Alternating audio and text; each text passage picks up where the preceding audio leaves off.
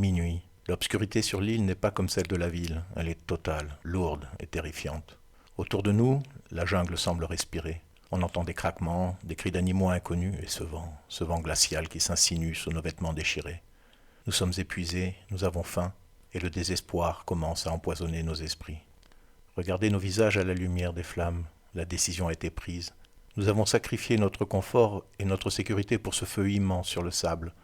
C'est notre dernier espoir, notre unique cri de secours lancé vers l'infini de l'océan. Mais à quel prix?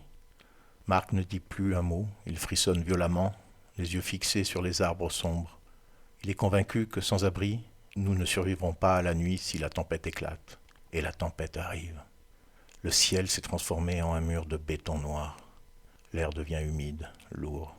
La première goutte de pluie tombe sur mon front, puis une autre sur les braises. Un sifflement sinistre s'échappe du foyer. Si l'averse devient plus forte, notre signal s'éteindra.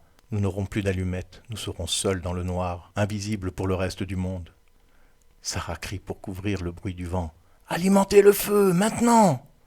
Nous jetons tout ce que nous avons. Les derniers morceaux de plastique, les restes de nos bagages, le bois mouillé qui dégage une fumée épaisse et étouffante. C'est une lutte acharnée contre les éléments. On ne cherche plus à comprendre, on cherche juste à ne pas disparaître. Soudain, Léo s'arrête de bouger.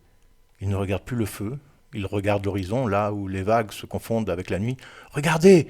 hurle-t-il au loin. Une lueur, une impulsion électrique traverse le groupe. Ce n'est pas un éclair, ce n'est pas une étoile, c'est un balayage mécanique régulier, puissant, un projecteur.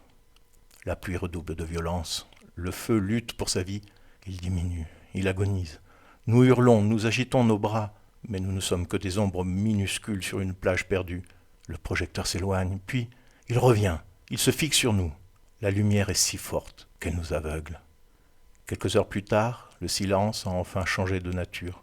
Ce n'est plus le silence de la mort, mais celui de la sécurité, à bord du navire de sauvetage. En buvant un bouillon chaud, les mains encore tremblantes, nous comprenons enfin. La survie, ce n'est pas toujours se cacher pour se protéger. Parfois, survivre, c'est accepter d'être vulnérable, de tout risquer sur une seule carte pour que le monde sache que nous sommes encore là. Merci d'avoir fait ce voyage avec nous, vous avez choisi le risque et ce risque vous a sauvé la vie. À bientôt pour une prochaine aventure, là où chaque décision peut tout changer.